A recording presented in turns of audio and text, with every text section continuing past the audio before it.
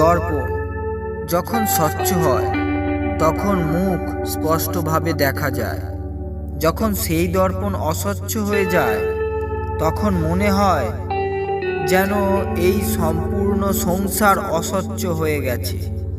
যেভাবে একটি অস্বচ্ছ দর্পণে প্রতিচ্ছবি স্পষ্ট দেখা যায় না, ঠিক সেভাবেই যখন মনের মধ্যে ঈর্ষা, স্বার্থ আর কপটতার ধুলো হয়ে যায় তখন সত্য আর প্রেম অস্বচ্ছ হয়ে যায়।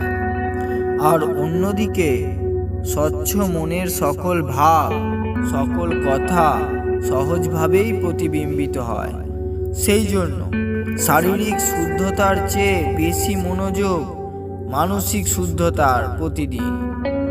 মন স্বচ্ছ রাখুন, জীবন আপনা আপনি সুন্দর হয়ে উঠবে।